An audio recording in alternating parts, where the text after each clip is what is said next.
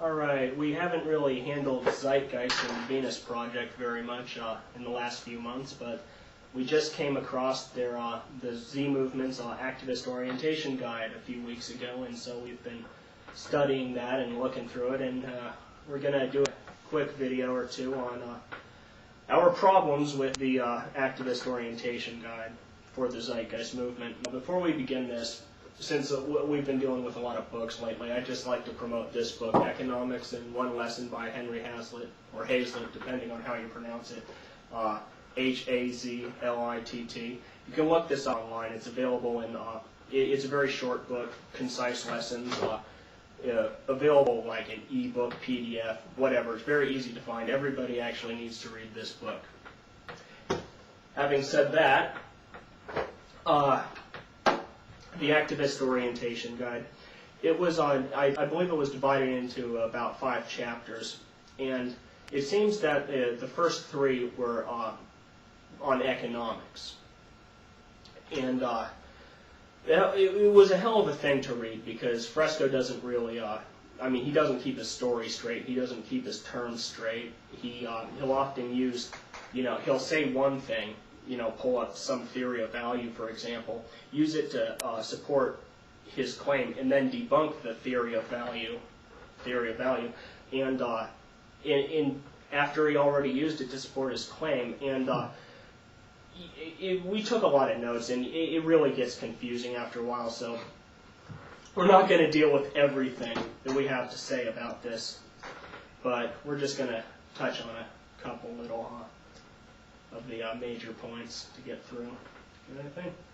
So, well, primarily our problem with Project Venus isn't particularly focused on Project Venus per se. I mean, if the idea of a world where a supercomputer does actually know what's right for the whole entire world, like there's only one way that's actually right, and the computer could actually somehow douse that, then good for you, I guess. And if that one computer can, through always knowing what's right, provide the best way to do everything, and everybody has infinite of everything they want in whatever fantasy land or Project Venus you want to call it, good. I don't know. I mean, it sounds fun to me too. I mean, it's like when a Jehovah's Witness walks up to me and says, "Hey, don't you want to, live forever? Don't you want place where animals, tigers play with lambs and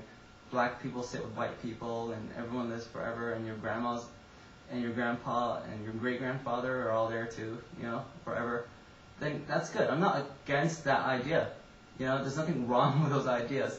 What are wrong with those ideas are the premises that you have to accept in order to basically follow that idea, to basically jump on board with that idea. And I don't think a lot of people really considered, I don't think a lot of you guys have really considered what you're really swallowing in this sugar-coated pill. The premises that you're basically having to accept in order to believe in Fresco's vision of the future. And one of the primary premises, touching on the economic angle, first of all, we could go on for hours on the faulty premises of this guy, but economically, his primary fallacy is what's called the zero-sum fallacy. The idea that the whole entire planet has a finite amount of wealth. It's sometimes called the one pie theory. The idea that all of the planet is actually just one gigantic pie of wealth. And so the only way that you can gain is if someone else loses. That's called, the zero-sum fallacy. You can't gain unless someone else loses. And that's the perspective that Fresco has. And he says stuff like how, in a monetary system, in a capitalist system, you can't be honest. Because, if you're honest, then you'll be outcompeted by, man goes into your store, says, "Hey, how's this lamp?" You're like, "Oh, well, the lamp next door is much better." Then you'll end up poor, apparently, to Fresco. Because you have to lie in order to be competitive. I know plenty of honest people. I don't know, this guy grew up in New York during a really bad period, so he probably has a really different perspective of humanity than I do. But I think that you could be honest, and I think that there are ways of exchanging and doing business where you could actually not have a zero sum, where one person increases wealth and the other person loses wealth. There are actually plenty of ways where both people actually end up gaining. Yeah, and Let me share with you a subjective value theory, real quick. I have two books here. Selected works by Karl Marx and F. Engels. Let's pretend Johnny is a communist. Okay, actually, no, I have In Socialism by Ludwig von Mises. Ludwig von Mises, by the way, is not a socialist. This is a critical review of socialism. Von Mises was an Austrian economist. So, let's say I'm partial to the Austrian school, and I have this book, The Selected Works of Marx and Engels. Johnny, the communist, has this book called Socialism by von Mises, and both of us are a little disappointed that we bought this. Because I thought that was going to be a book on socialism. Yeah. But it's actually a book on more about socialism than I care to think about. Yeah, and I'm a little disappointed because, after I got this book, I found out that Marx was a commie. So I say to Johnny, hey man, I got this book here. Like, it seems like something you'd be interested. And Johnny says, oh yeah, well, I got this book, and I think this is something you'd be interested in. So it's like, you want to do a trade-off? Okay, so we've traded. The commie has his Marx book, and the Austrian enthusiast has his von Mises book. What we've done is we have actually both profited from this exchange. There was no bad manipulation. There was no exploitation here. We actually have both profited from this exchange. Right before your eyes, wealth was created, literally. Whereas we both had, with our original configuration, me having that book that was opposed to socialism, and me being an ardent socialist, for example, and Jeff being a Austrian economist and not having the proper book, we had something that was worthless to our individual perspectives. Yeah, I mean, some of the value of the system between us was actually worthless amounts of book existed subjectively due to who had them. Whereas when we exchanged them, we profited. Yeah, I mean, essentially what we had was doorstops. All right? I was just about to burn my book. Yeah, and that's cool too. Burning stuff. I mean, that's certainly value. I'm a socialist. Yeah, so you do like to burn books. That's always what I do. Yeah. So that's one thing. Fresco seems to adhere to a outdated theory of value. Now, he calls this the theory of value, which is in all caps.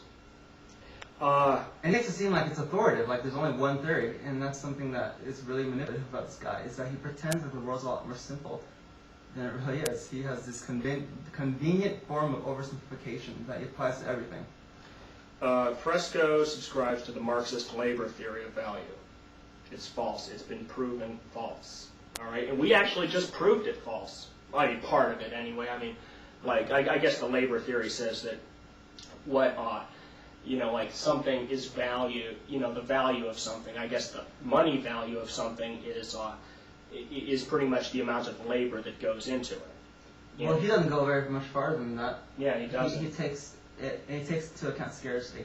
He says that the measurement of value equals the objective scarcity of the item on Earth and the amount of labor that was put into the item in order for it to be produced. Yeah, that's the perspective if you're God, or if you own everything on the planet.